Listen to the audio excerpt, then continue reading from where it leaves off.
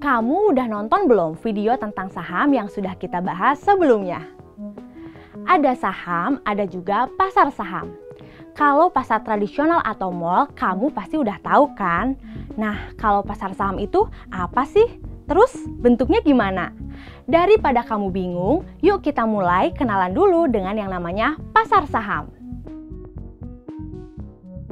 Jumpa lagi bersama aku Syasha di Overheard Stocks Nanofest.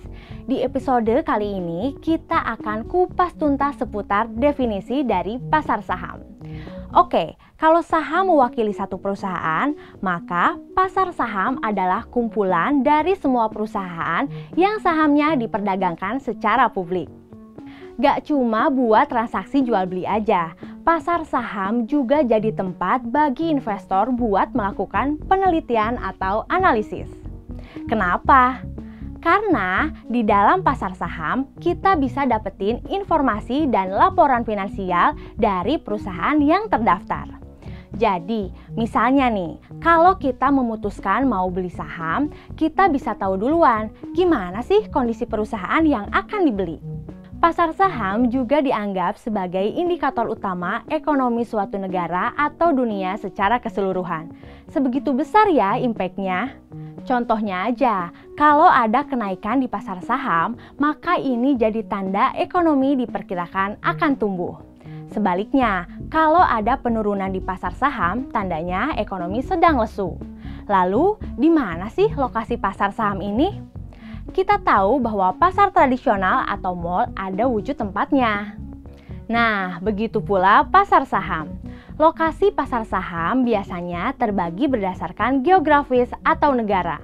Contohnya di Indonesia, ada Bursa Efek Indonesia.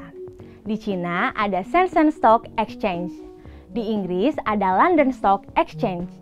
Di Amerika ada New York Stock Exchange atau NYSE. Dan Nasdaq yang menjadi pasar saham terbesar di dunia dengan jumlah lebih dari 4.200 perusahaan publik. Selain bursa efek di tiap negara, ada juga perusahaan sekuritas atau broker pasar modal alias pialang. Perkembangan teknologi digital saat ini semakin memudahkan kita untuk bertransaksi pasar saham melalui platform aplikasi yang memfasilitasi perantara perdagangan pasar saham dalam negeri hingga global. Misalnya, kamu mau beli saham perusahaan sepatu ternama seperti Nike? Bisa. Kamu mau beli saham perusahaan teknologi seperti Apple? Juga bisa. Jadi, mudah kan buat transaksi jual beli saham? Nah, itu tadi penjelasan seputar pasar saham. Kalau kamu mau tahu info lebih lanjut seputar saham, yuk langsung aja cek video lainnya di kategori Overheard Stocks.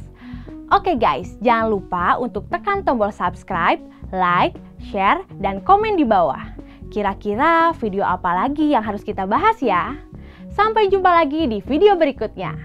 Nanofest, grow your wealth your own way.